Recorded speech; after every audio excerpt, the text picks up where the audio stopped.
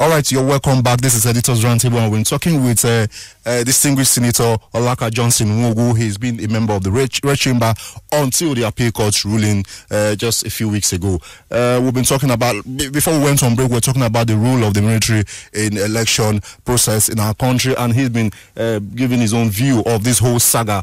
Senator Nwogu, you were trying to explain, you felt quite sorry for the country for using military to hold elections in the past few elections that have been conducted in the state, and a lot of people feel that that has been happening because of the amount of violence that has characterized these elections, especially in states, volatile states like Bayelsa, and of course, like I mentioned, Ekiti State as well, which was a situation where the incumbent wanted to take power from the sitting governor. Yeah, I hope that at the end of the day, the elections that will be held, when they do hold, the role of the military, apart from not being directly involved, will be one we'll be proud of.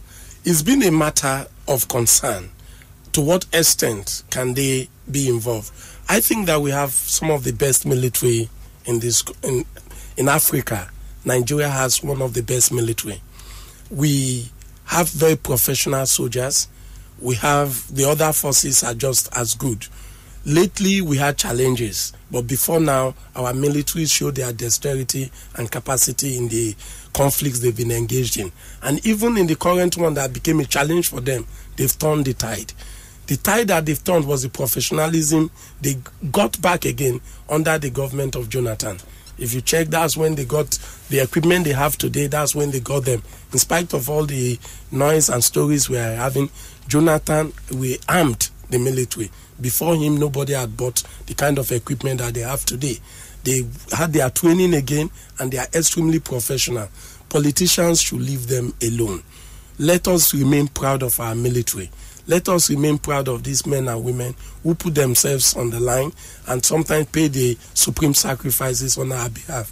Their duty is to protect us from external enemies and aggressors, not to unleash them on people, on Nigerians. We are Nigerians, and they are military of the Nigerian state. We are proud of them. When it comes to the military, there is no party. There is no PDP, there is no APC, there is no political. It is our army. I wore the emblem of the Remembrance Day as a sign of pride of the achievement and contributions of our military. And I want to continue to be in that mood of our frame of mind.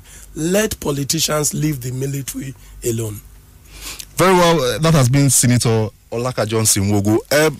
This program, like we said, is interactive. We expect our callers to begin to reach out. I'm sure lots of people, our phone lines have been buzzing. Lots of people want to talk with the distinguished senator right here in the studio.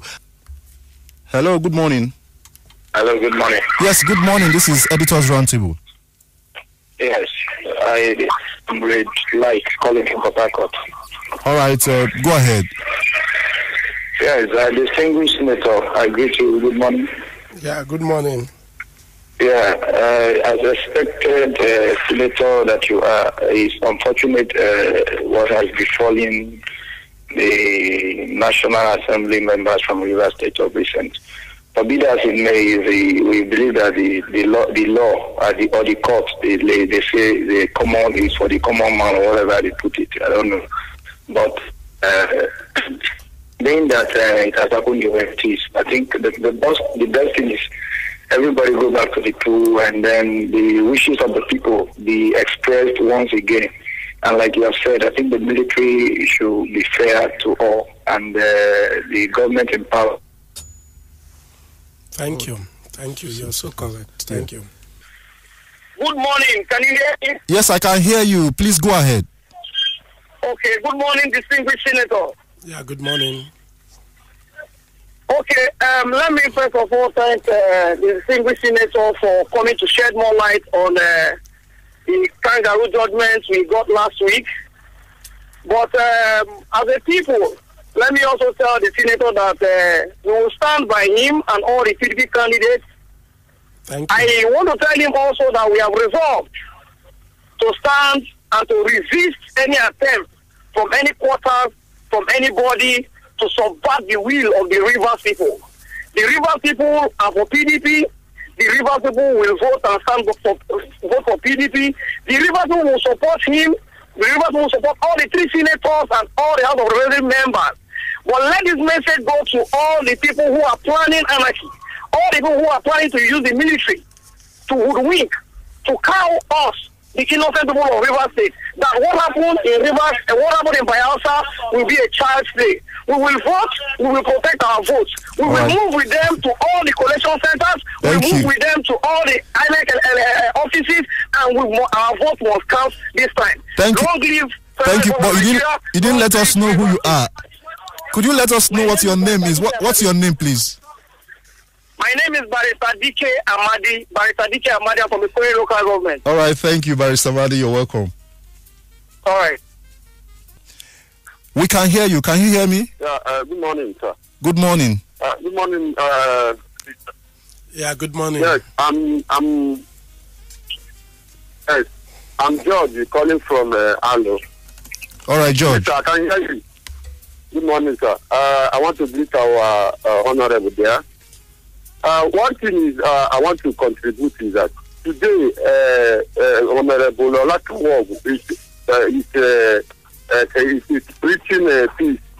But the question we need to ask ourselves before now that he's preaching peace for our electoral system, what brought him into power to occupy that position he held before that the court said it was fraudulent? You see, he is not supposed to come here and tell us how elections should be peaceful, because he fraudulently manipulated the system that gave him the power to sit on that place. So why did the court, both tribunal and court of appeal, allow his election? Now he's trying to preach peace. All right. He's not qualified in the first place to be there. Okay, so but that will not be your decision to make. Let's allow the umpires to. Okay, we lost that caller there. Hello, good morning. Hello, good morning. Yes, good morning. This is Editor's Roundtable. Okay, if I called again. Yes, my name is Onyekachi. Okay, I want to. The senator yesterday said that.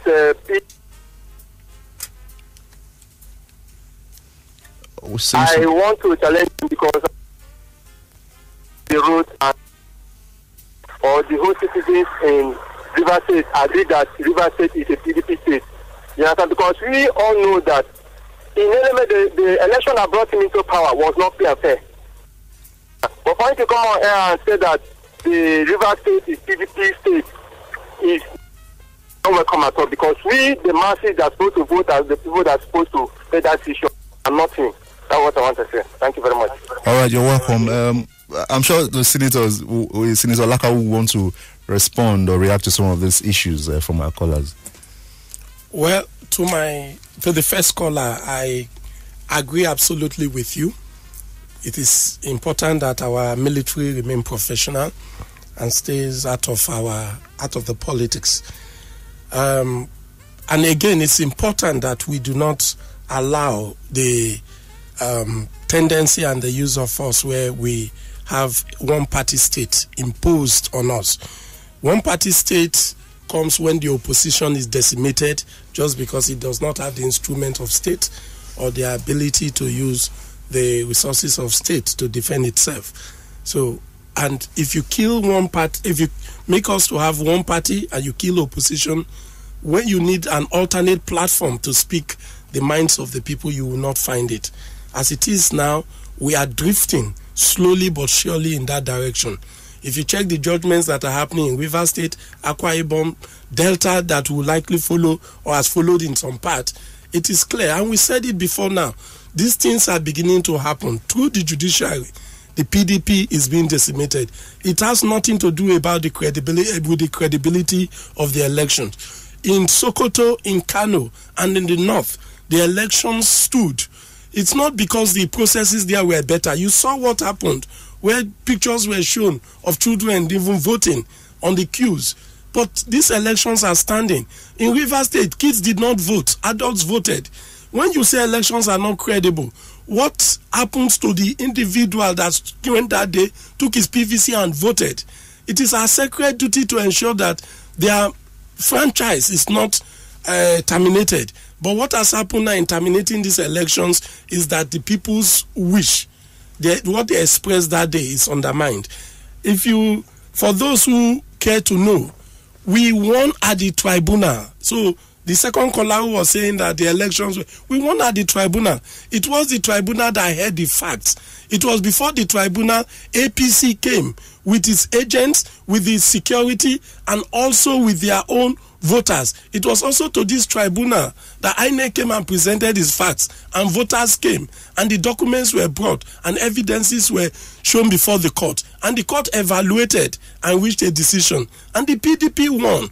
So for those who have seen and gone through the facts of the election, there is no doubt as to the credibility of the election. Do not for any moment think that the stories you have heard or what the APC has peddled, it is true. What they have tried to do, and the tactics was clear, and it's important everybody knows this. APC knew that on the day of the election they will lose. So they determined that they will scuttle that election. They did everything, it didn't work. At some point, they said they were boycotting the election. This was a nationally approved election. Their tactics was allow the Jonathan government pass and then force an election under President Buhari, hoping that you can use the apparatus of state to get your people in. It was a ploy, and that script is running. But the people have capacity to stop it. For those of you who are there, who are bought into this propaganda, you need to know the truth so you are not used. Of what benefit is one party to us? If our people have determined that they belong to a party, must we be the only ones whose elections will be cancelled across the nation? You should ask yourself questions. Things are happening. It will start. I always tell people, for me as a politician, I'm not as affected, even though I may be a candidate or be an incumbent. I'm not as affected as you, because the most vulnerable in our society, those who need the help most are those who need a vibrant democracy that protects all. And it is for these persons that we must ensure that the vibrancy of our democracy is never undermined. If you allow, politicians can move parties. It's easy for somebody to just go to the other party and join them. Right. But we will not join them because we want to keep this platform alive and speak your voice. Very well, Senator Nwogu, you've actually done justice to some of those reactions from our crowd. But before we go back to our phone, I'd like to ask you, of all the three senatorial candidates from Rivers State, a lot of people fear for your own area, because one of the local governments under your district, Eleme local government, has been under the stronghold of the APC. Let's not forget that the deputy national secretary of the organizing secretary of the APC is from your local government. And in the last election, the APC won your local government in the State House of Assembly, Eleme local government area. A lot of people fear for you that that may be a very strong hindering point for your re-election. Are you confident that you will get there won't be any stumbling block for your re-election in that area? Okay, thank you for that question. This is the double standards that I'm trying to point out. In where APC was declared winner, that election is good. Where PDP was declared winner, the elections are not good. So you find that this is what we are going through in the courts. The place where you find that the APC won, that is the Eleme elections, that they are declared winner, that election was adjudged okay. But in the areas where PDP won, the tribunals in this particular instance is cancelled. And I think that the law should be the same for all. But I'll tell you, in Eleme, APC did not win. Of 10 wards, 7 were declared. 3 had not been collated. And of those 7, APC was leading. So based on that, they were declared winner. So the candidate of the PDP went to court because you have a right for all 10 wards to have been collated. And they said if you collate these extra wards, you will find that PDP had majority of the votes cast in Eleme. That is what we've been trying to get in court. And so far, we've not been able to get it. We are practically getting nothing out of the courts as it stands now. So the point must be made clearly to all that APC did not win the majority of votes cast in Eleme at that election. But for the number that was collated, APC was leading. And at that point, collation terminated and APC was declared. Doesn't that portend the danger for your re-election? No, it doesn't, because I am hoping that the system will be allowed to go through. We will not have inconclusive election and all votes will count. Because if they had counted all the votes in that election, you will have seen the victory of PDP. In my own election, I won Eleme resoundingly. Check the results of the first elections. My opponent did not even get up to 25% of the votes cast. So I have no doubt whatsoever that the Eleme people are solidly PDP. Okay, very well. We'll have on the line. Okay, now you are on to Family Love FM. This is Editors Roundtable. Look, what is important to the PDP-led administration of Chief Barrister Nyesom Wike is, no matter the antecedents that had been, including the nullification of the election by the tribunal, the Court of Appeal, for us, we have an opportunity to prove to the world that the election that took place by the grace of God, not just on March 28th, but also on April 11th, was never a myth. Of course, there is no perfect election anywhere in the whole world, including America and any part of Europe. All right, Barrister Chris, we'd like you to make it very snappy. We'll have less than 30 seconds to end this program.